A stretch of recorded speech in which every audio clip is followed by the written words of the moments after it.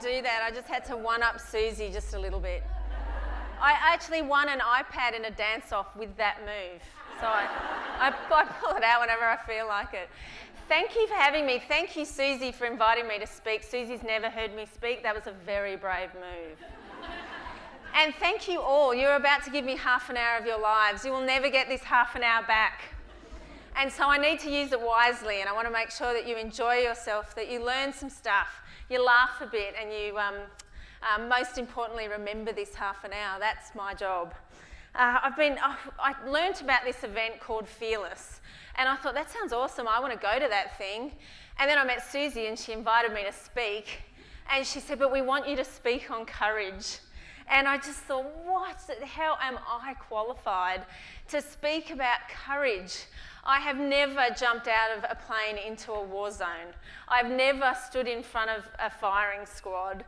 I've never had to walk out of a violent marriage. I've only been ballsy or courageous in a corporate sense, or maybe in a hairdressing sense.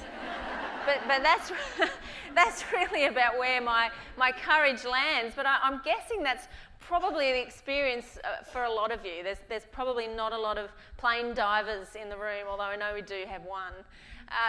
Look, today I'm going to share with you just some of my experiences, a bit of my career trajectory. If I can't be an inspiration, I can at least be a horrible warning. So, just a quick snapshot about me. I left school and my parents were really strict. I wasn't allowed to go to schoolies, so I went and worked as a jillaroo. And nothing knocks the princess out of a girl who went to a private girls' school than working as a jillaroo on a farm. I laid fences, drove a tractor. It was absolutely fantastic. And when I'm Prime Minister, every kid, when they leave school... That sounded like a policy statement, didn't it? Every kid, when they leave school, will spend a year working in primary industry. It's the best. Getting your hands dirty, riding horses, building fences. I still look at a row of fences as a thing of beauty. Then I did that for a while, and then I went to uni, and I'd worked too hard at school. I wasn't ready for academics, and I dropped out of uni, and I got a fabulous job in an advertising agency.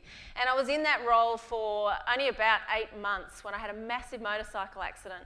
And this was not a very clever business model. I had the motorcycle to get to the nightclub job on the weekends, but I had the nightclub job on the weekends to pay for the motorcycle.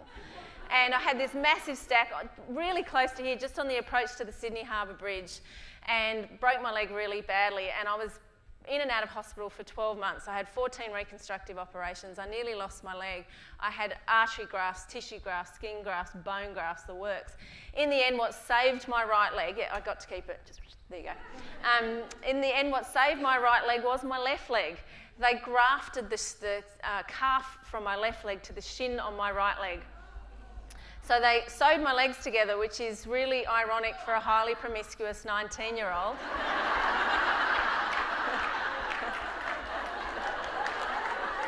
I was a mermaid for a month. And then they separated them, and we all stared, and my right leg stayed pink, and I got to keep it.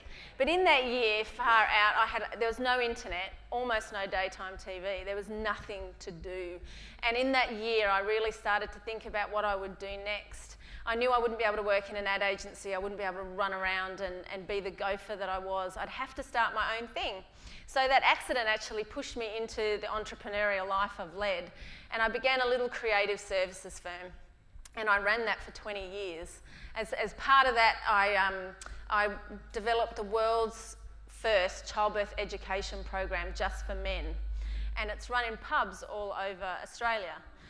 And that was a fab little side thing I did. I'm still proud of the fact that I'm the only person who's ever got hospitals to promote pubs. So I ran the creative services firm for years. I had 3 kids while I did that. It was a great way to make a living.